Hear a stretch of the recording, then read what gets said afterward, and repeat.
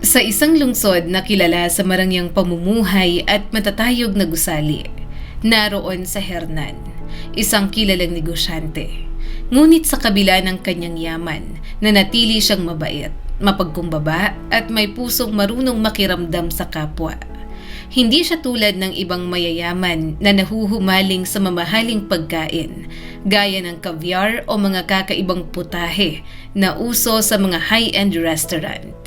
Para kay Hernan, wala pa ring tatalo sa simpleng lutong bahay, ang mga pagkaing inihahanda ng kanyang ina noong siya'y bata pa. Doon niya nararamdaman ang tunay na saya. Ngunit kabaligtaran niya ang kanyang nobya na si Christine. Tinola? Adobo? Ay nako, no! Madalas nitong sabihin habang nakataas ang kilay.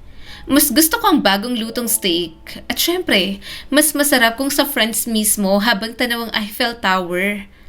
Maraming kaibigan at mga kamag-anak na Hernan ang hindi makaintindi kung paano niya napaibig ang isang babaeng tulad ni Christine. Sa isip nila, napakalayo ng kanilang mga personalidad.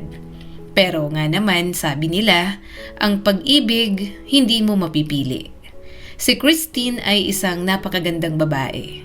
Ang hubog ng kanyang katawan at makinis na balat na parang tila kulay gatas ay talagang kapansin-pansin. Para sa kanya, walang kapantay ang kanyang kagandahan. Lalo na matapos niyang ipaayos ang kanyang labi at cheekbones sa pamamagitan ng cosmetic surgery. Mahaba at makapal ang kanyang buhok na kulay ginto. At ang kanyang malalaking kulay brown na mga mata ay tila puno ng inosente at kabutihan. Dahil dito, wala talagang panlaban sa Hernan. Nahulog siya ng tuluyan. Bukod pa rito, napaka-charming ni Christine.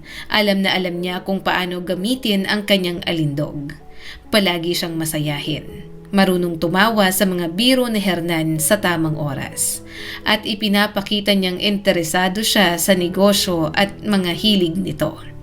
Sa bawat pag-uwi ni Hernan mula sa isang mahabang araw ng trabaho, nandyan si Christine. Handa siyang alagaan, lambingin at pasayahin ang kanyang kasintahan. Kaya't hindi na nakapagtataka na ilang sandali pa lamang mula nang sila'y magkakilala, nagsama na agad sila sa iisang bubong. Ang bahay ni Hernan ay isang napakalaking 3 palapag na mansyon. Mayroon itong malawak na lupain, punong-puno ng mga punong namumunga, isang swimming pool at isang gazebo na may barbecue area. Perpekto para sa mga pagtitipon. Dahil dito, hindi nawawala ang mga taong nagtatrabaho sa bahay. Minsan ay hardinero, minsan naman ay tubero. Depende sa pangangailangan. Si Hernan ay kilala sa pagiging responsable pagdating sa pagkuha ng mga tauhan. Para sa kanya, mahalaga ang tiwala dahil pinapapasok niya ang mga ito sa kanyang sariling tahanan.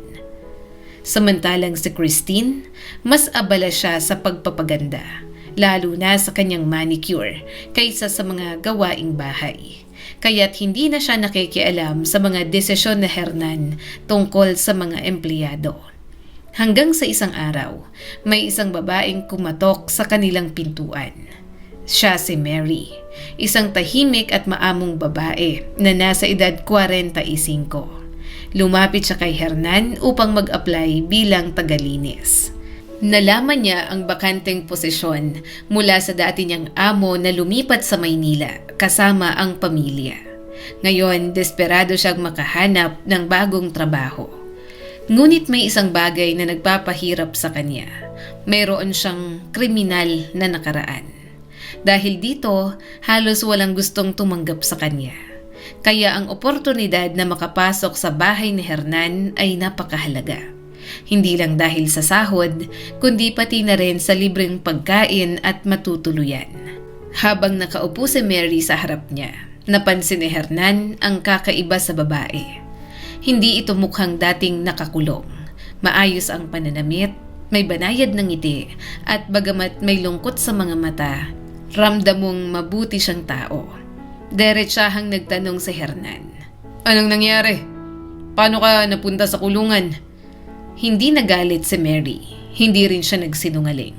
Sa halip, ngumiti siya ng bahagya, isang ngiting puno ng pait. Dahil sa pag-ibig, sagot niya. Nagkamali ako ng minahal. At hanggang ngayon, pinagbabayaran ko pa rin. Napangiti si Hernan ng kaunti. Parang wala namang ganong kaso sa batas biro niya. Meron po, pero ibang tawag. Sagot ni Mary habang umiiling. At doon niya ikinuwento ang kanyang nakaraan. May isang lalaking dumating sa buhay niya noon. Si Jerry. Si Jerry ay magaling tumugtog ng gitara. Masipag at halos kayang gawin ang lahat sa bahay. Sa simula, para siyang perpektong partner. Ngunit habang tumatagal, nagbago si Jerry. Naging mainitin ang ulo, iritable, at madalas nawawala ng ilang araw nang walang paliwanag. Pagbalik naman, parang walang nangyari. Hihingi ng tawad at magpapakumbaba. Hanggang sa dumating ang araw na tuluyang sumira sa buhay ni Mary. Isang umaga, may kumatok sa kanyang pintuan. Mga pulis. Pagpasok nila sa kanyang bahay, may nakita silang ilegal na bagay sa kanyang mga gamit. Labis ang gulat ni Mary. Wala siyang kaalam-alam tungkol doon. Pero sa loob-loob niya, alam niya kung sino ang may kagagawan. Si Jerry. Agad siyang dinala sa istasyon ng pulis. Paulit-ulit niyang sinabing may pagkakamali na wala siyang kinalaman doon. Ngunit walang naniwala.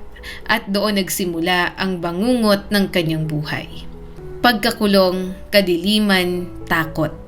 Ngunit ang mas masakit pa sa lahat, ang pagtataksil ng lalaking minahal niya. Walang pag-aalinlangan na tumestigo si Jerry laban sa kanya. Parang wala siyang pakialam sa nangyari kay Mary. At doon tuluyang nagbago ang lahat. Ipinagpatuloy ni Mary ang kanyang kwento habang tahimik na nakikinig si Hernan. Ikinuwento niya kung paano siya siniraan ni Jerry, kung paano nito pinalabas na siya raw ang nagbebenta ng mga iligal na bagay. Siya ang itinuturo, siya ang pinagbibintangan at siya ang naparusahan. Napailing si Hernan, halatang hindi makapaniwala. Hindi mo ba napansin noon pa lang na hindi siya mabuting tao? Taos puso niyang tanong. Ngumiti si Mary, isang ngiting puno ng kabaitan pero may halong sakit. Bulag ang pag-ibig, mahina niyang sagot. Mahal ko siya, hindi ko inaasahan na pagtataksilan niya ako. Napabuntong hininga si Hernan. Naantig ang kanyang puso. Isa siyang taong naniniwala sa hustisya. Naniniwala siya na ang bawat tao ay dapat kumilos ayon sa konsensya at ang bawat masama ay may kapalit, ang tinatawag nilang karma. Kaya't ang nangyari kay Mary, labis na nakaapekto sa kanya. Bakit hindi ka maghain ng reklamo? Pwede ka pa namang lumaban, mungkahi niya. Umiling si Mary. Binalaan na po ako doon sa kulungan, sagot niya. Kapag nagsampa ako ng kaso laban sa kahit sino, baka balikan ako at dagdagan pa ang kaso ko. Masahaba pa ang sentensya ko. Sandaling tumahimik ang paligid. Kaya pinili ko na lang pong kalimutan. Parang isang masamang panaginip. Huminga siya ng malalim bago muling nagsalita. Pero kahit nakalaya na ako, hindi pa rin natapos ang bangungot. Hindi siya matanggap ng lipunan. Walang gustong tumanggap sa kanya. Walang gustong makisalamuha. Para bang habang buhay na siyang may tatak ng pagkakamali, kahit hindi naman talaga siya ang may sala. Doon tuluyang nagdesisyon sa Hernan. Hindi tulad ng iba, naniwala siya kay Mary. At higit pa doon, naniniwala siya na ang bawat tao ay karapat-dapat sa ikalawang pagkakataon. Kaya tinanggap niya si Mary bilang empleyado sa kanyang tahanan. Hindi lang yon, pinatira niya pa ito roon. Sa simula, tila maayos ang lahat. Tahimik si Mary, masipag, maingat sa trabaho. Ngunit nagbago ang ihip ng hangin nang malaman ito ni Christine. Ano? Halos mapasigaw siya sa galit. Nagmamadaling lumapit kay Hernan, dramatikong pinipilipit ang kanyang mga kamay. Paano mo nagawa to, Hernan? Reklamo niya. Gusto mo bang tumira ako sa iisang bahay kasamang isang kriminal? Bigla siyang napasigaw ng matinis. Hindi mo ba ako pinahalagahan? Paano kung patayin niya ako habang natutulog? Ha? Paano kung magnakaw siya? Patuloy siya sa paggawa. Halos mawala ng hininga sa kakareklamo. Sino bang nakakaalam kung anong klaseng tao ang mga galing sa kulungan? Baka may mga kasama pa yan doon. Baka kung ano nang natutunan niya. Tumingin siya kay Hernan at galit na galit. Paalisin mo siya bago pa lumala ang lahat. Ngunit nanatiling kalmado si Hernan. Hindi niya kayang paalisin si Mary. Naniniwala siya rito at alam niyang sapat na ang hirap na dinaanan nito. At saka, dagdag pa niya sa sarili. Wala namang ginagawang masama si Mary. Christine, tama na. Pagod na sabi niya. Ginagawa lang ni Mary ang trabaho niya. Wala akong nakikitang problema. Tinuro niya ang paligid. Malinis ang bahay, maayos ang lahat ng gamit. Wala ni isa sa mga tao dito nagrereklamo. Ikaw lang. Napahinto si Christine. Hindi mo nga siya halos nakikita dahil palagi siyang abala sa trabaho. Dagdag pa ni Hernan. Dapat nga matuto ka sa kanya. Ikaw mukhang wala ka lang magawa kaya kung ano-ano ang naiisip mo. Parang binuhusan ng malamig na tubig si Christine. Ngunit sa halip na matauhan, mas lalo siyang nagalit. Kung hindi niya kayang ibuhos ang galit kay Hernan, may iba siyang target, si Mary. Nagsimula ito sa maliliit na bagay. Isang araw, sinadya niyang matapon ang inumin sa carpet. Ay, ang clumsy ko talaga. Kunwari inosenteng sabi niya habang nakatingin kay Mary. Kumikindat pa ang kanyang mga mata na parang walang kasalanan. Pakilinis na lang ha. Siguraduhin mo na walang bakas. Ngunit sa likod ng kanyang ngiti, isang mapanling lang na kasiyahan ang nakatago. Isang ngiting tila hyena, malupit at walang awa. Sayang at hindi niya ipinapakita ang tunay niyang ugali kay Hernan. At hindi doon natapos, mas lumala pa ang kanyang ginagawa. Sinimulan niyang sirain ang sarili niyang mga gamit, mga damit, blusa at mamahaling palda. At syempre, si Mary ang sinisisi. Tingnan mo to, Hernan! Reklamo niya isang araw habang iwinawas-iwas ang isang mamahaling sweater. Hindi marunong humawak ng mamahaling damit ang babaeng yan. Halos maiyak siya sa arte. Cashmere pa naman to. Mali ang paglalaban niya. Tingnan mo, lumiit. Hinila niyang sweater para ipakita ang sira. Branded to. Ginawa niyang basahan. At sa bawat akusasyon, tahimik lang si Mary. Tinitiis ang lahat. Habang ang unos sa loob ng bahay ay unti-unting lumalakas. Napailing na lamang sa Hernan at tahimik na tinanggap ang reklamo ni Christine. Sa halip na magduda, pinayagan pa niya itong bumili ng panibagong mamahaling damit bilang kapalit ng nasirang sweater. Ngunit hindi doon natapos ang lahat. Bukod sa mga paratang, unti-unting sinimulan ni Christine na saktan si Mary. Hindi sa pisikal, kundi sa pamamagitan ng masasakit na salita. Ang interesting naman ang style mo ngayon, Mary. Mapanuyang sabi niya habang tinitingnan ang simpleng kulay abong damit ng babae. Ganyan ba talagang uso sa kulungan? O sadyang wala ka lang talagang tastes? Ngunit nanatiling tahimik si Mary. Isang araw naman, habang naglilinis si Mary sa sala, biglang napasimangot si Christine at dramatikong lumabas ng kwarto. Ang baho dito? Parang kulungan? Sigaw niya. Buksan mong bintana. Pahanginan mo. At muli, tahimik lang si Mary. Hindi siya sumagot, hindi siya lumaban. Pinili niyang magtrabaho ng maayos at umiwas na lamang sa dalaga hanggat maaari. Ngunit habang tumatagal, mas lumala ang sitwasyon. Hindi na ito simpleng panlalait. Nagsimula ng may mawala. Sa una maliit lang, mga barya, ilang papel na pera mula sa bulsa ng jacket o pitaka ni Hernan. Hindi ito gaanong pinansin ng lalaki dahil sa dami ng kanyang pera, halos hindi niya mapansin ang pagkawala. Ngunit isang araw, may iniwang 300 piso si Hernan sa tabi ng kama. Inilagay niya ito sa bulsa kinagabihan. Kinabukasan, nang magbabayad na siya ng gasolina, wala na ang pera. Sinabi ko na sa'yo na ganito ang mangyayari. Agad na sabi ni Christine, tila matagal nang hinihintay ang pagkakataon. Lumapit siya kay Hernan at yumakap dito. Kasalanan mo to. Masyado ka kasing mabait. Bulong niya sa tenga ng lalaki. Kumuha ka ng kung sino-sinong tao. Ngayon, ninanakawan ka na. Hindi si Mary ang gumawa niyan, mariing sagot ni Hernan. Kung hindi siya, sino? Balik ni Christine. Ako ba? Hindi nga ako gumagamit ng cash. At totoo naman, may ibinigay si Hernan kay Christine na unlimited credit card at halos araw-araw itong ginagamit ng dalaga sa mga butik. Sa isang swipe lang ng card, tila magic. Lumalaki ng lumalaki ang kanyang wardrobe at ang kanyang koleksyon ng alahas. Kahit prinsesa pa ng ibang bansa ay maiinggit. Dapat maghigpit ka pa sa kanya. Malambing na bulong ni Christine habang nakaupo sa kandungan ni Hernan. Kailangan mong kontrolin ang babaeng yan. Ngayon, pera lang. Paano na bukas? Napabuntong hininga si Hernan. Kakausapin ko siya. Sagot niya. Ngunit sa kabila ng pangako, paulit-ulit niya itong ipinagpapaliban. Una dahil sa dami ng trabaho. Pangalawa, ayaw niyang paniwalaan na si Mary, ang mabait at tahimik na babaeng yon, ay isang magnanakaw.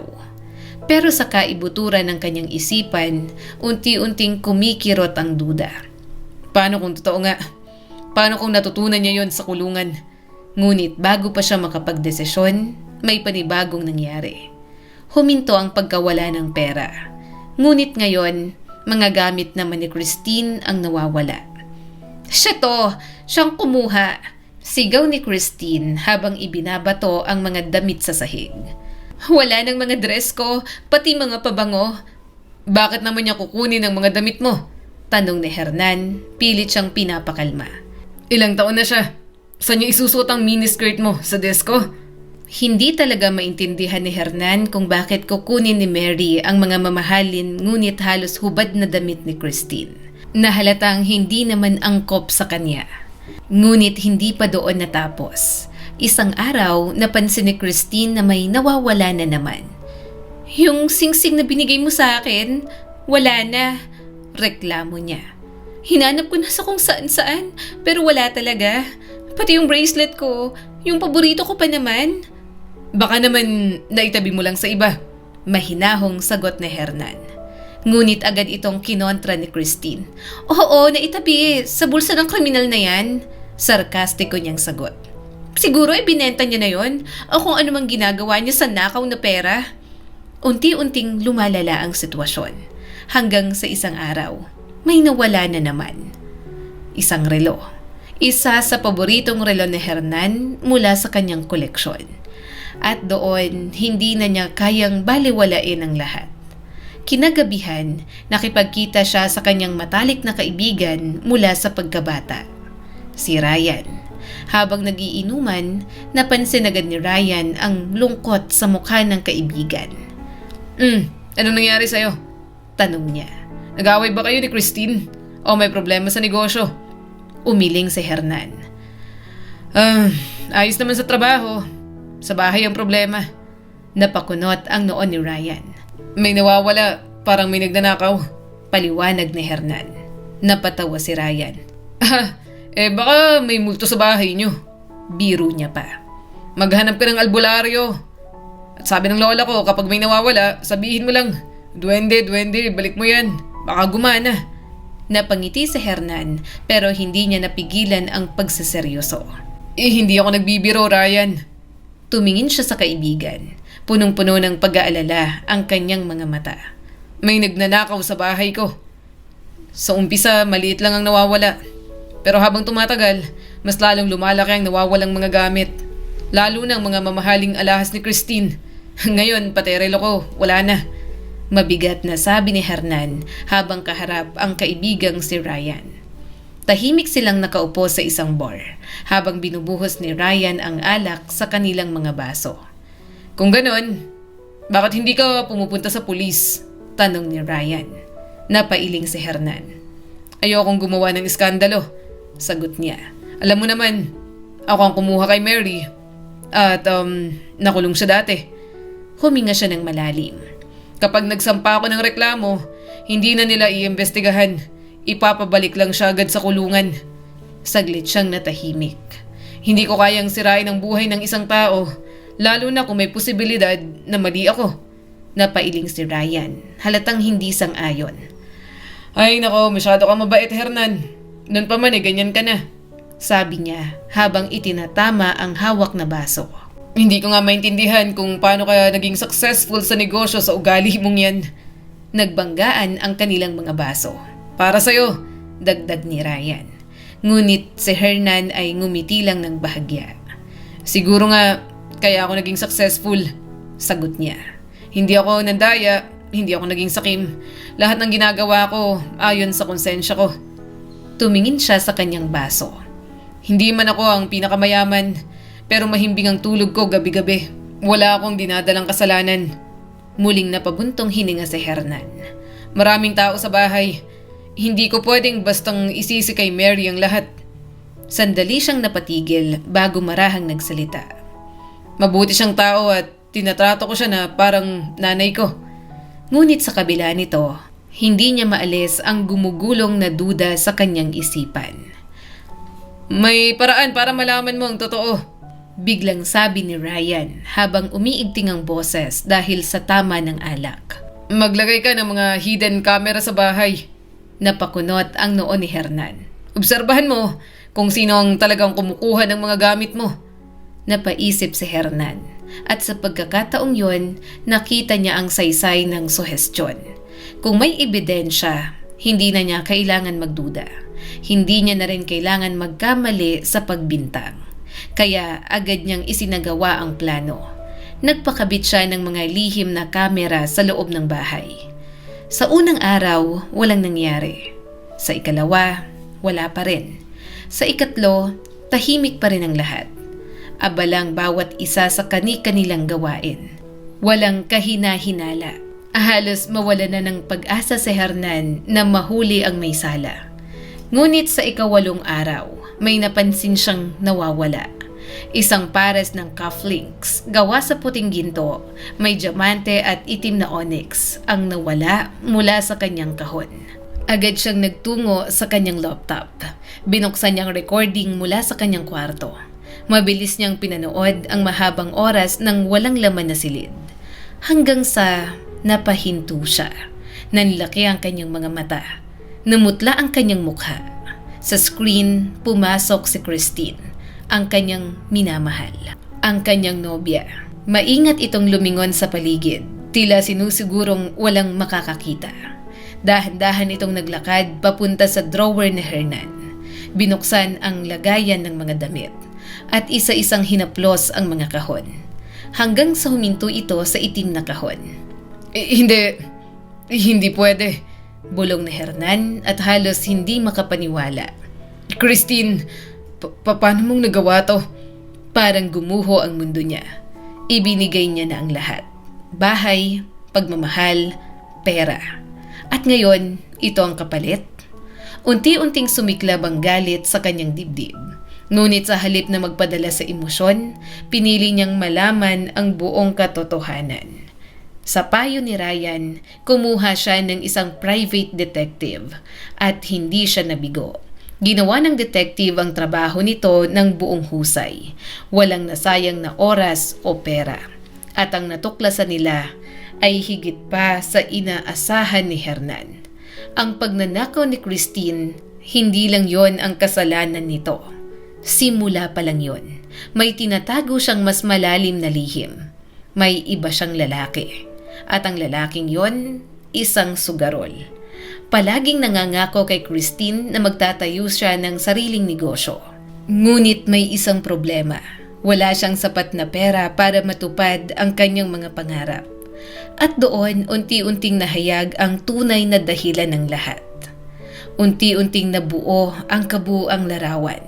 Ang bawat nawawalang pera, alahas at mamahaling gamit. Hindi simpleng pagkawala. Ito ay isang planadong pandilinlang.